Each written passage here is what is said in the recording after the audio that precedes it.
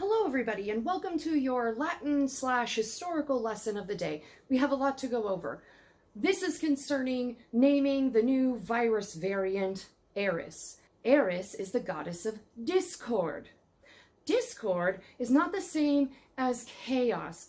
Chaos belongs to Pandora with the box. Chaos contains good and evil. Chaos contains the full range. Discord comes from the word discordare, to argue.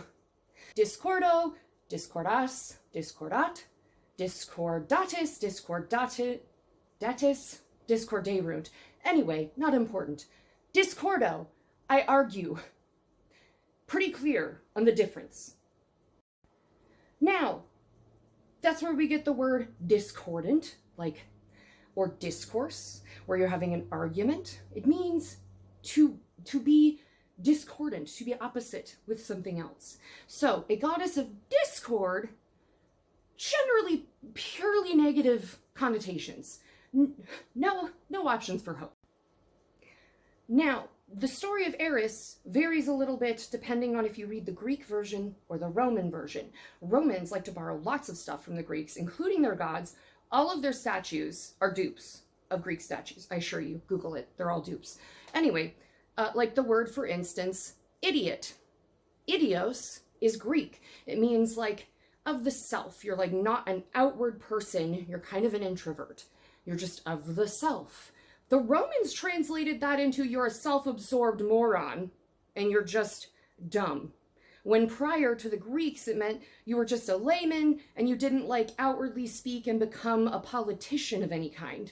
So the Romans really had some interpretations of Greek myths, and their goddesses included Hera, which is Juno, involved in this story, Aphrodite, who's Venus, also involved in this story, and Athena, who is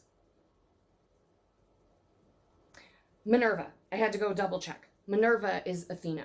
That's not important at this point. Eris is Eris. I don't remember what her Roman name is, and I'm not going to look it up. But this is the story of Eris.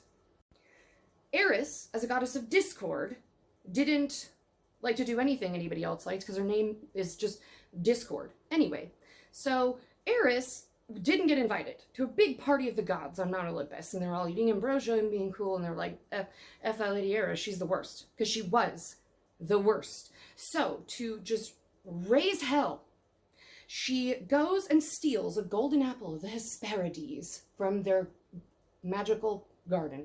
She steals the apple. She writes on the apple, pulcherissima.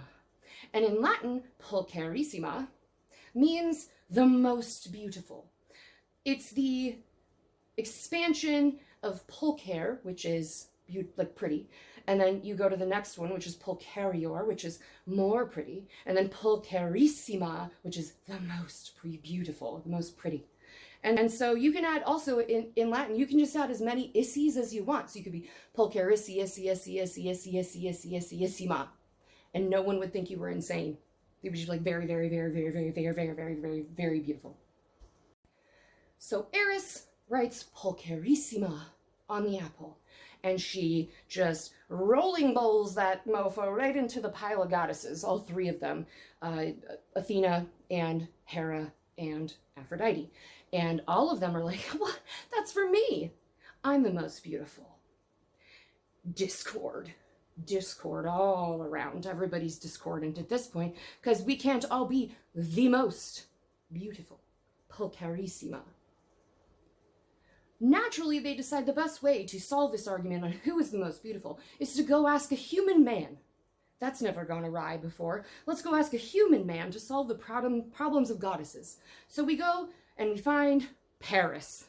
You know Paris. He was in the Troy movie. He was also in the Trojan War and was kind of the cause of it. So each goddess secretly tries to bribe him. Athena says, I'll make you the most powerful warrior in the whole wide world. And Hera says, I'll make you the most powerful leader in the whole wide world, which is something, she offers him a bunch of crap. And Aphrodite says, I'll let you have fun times with the most beautiful woman on earth. And he goes, that one, that's the one. You're the most beautiful. And that's how the Trojan War began, because then she introduced him to Helen of Troy and got them all set up. And thank you, Aphrodite and Eris, for that big war. So good job, everybody. And that's your Latin lesson for the day. Have a good one, and I'll see you next time.